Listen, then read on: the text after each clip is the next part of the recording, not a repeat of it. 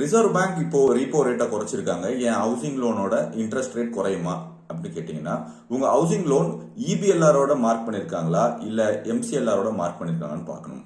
2017 வரைக்கும் housing loan எல்லாமே MCLR, அதாவது மார்ஜினல் காஸ்ட் ஆஃப் லெண்டிங் ரேட்ல கொடுக்கப்பட்டது. அப்ப என்ன ஆகும் அப்படின்னா, வருஷத்துக்கு ஒரு தடவை பேங்க் எப்பெல்லாம் இன்ட்ரெஸ்ட் ரேட் மாத்துறாங்களோ அப்ப மட்டும்தான் வருஷத்துக்கு ஒரு தடவை அப்படின்னு குறையும்.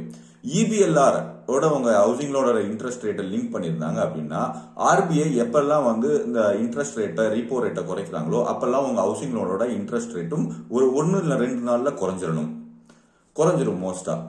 ஒருவேளை 2017க்கு முன்னாடி நீங்க ஹவுசிங் லோன் எடுத்திருந்தீங்கன்னா உங்க ஹவுசிங் லோனோட இன்ட்ரெஸ்ட் ரேட் எம்சிஎல்ஆரோட லிங்க் ஆயிருக்கா இல்ல இபிஎல்ஆரோட லிங்க் ஆயிருக்கான்னு பார்க்கணும்.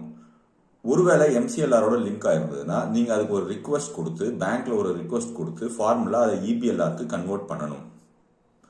அப்பதான் எப்பெல்லாம் ஆர்பிஐ இன்ட்ரெஸ்ட் ரேட்டை குறைக்கிறாங்களோ உங்க ஹவுசிங் லோனோட இன்ட்ரெஸ்ட் ரேட்டும் குறையும். இல்ல அப்படின்னு சொன்னா எம்சிஎல்ஆர் அப்படின்னு சொன்னா வருஷத்துக்கு ஒரு தடவை இல்ல பேங்க் எப்ப நிர்ணயம் பண்றாங்களோ அந்த டைம்ல மட்டும்தான் குறையும்.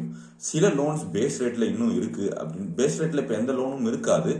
ஏன்னா 2014க்கு முன்னாடி வந்து பேஸ் ரேட்னு ஒன்று வச்சிருந்தாங்க, அதுலதான் இன்ட்ரெஸ்ட் ரேட்டை வந்து லிங்க் பண்ணுவாங்க. ஸோ 3 இருக்கு, பேஸ் ரேட்டா எம்சிஎல்ஆரா இபிஎல்ஆர்னு பாருங்க. இபிஎல்ஆர் அப்படிங்கிறப்பதான் எப்பெல்லாம் இன்ட்ரெஸ்ட் ரேட் குறையுமோ அப்பெல்லாம் உங்க ஹவுசிங் லோன் இன்ட்ரெஸ்ட் ரேட்டும் குறையும்.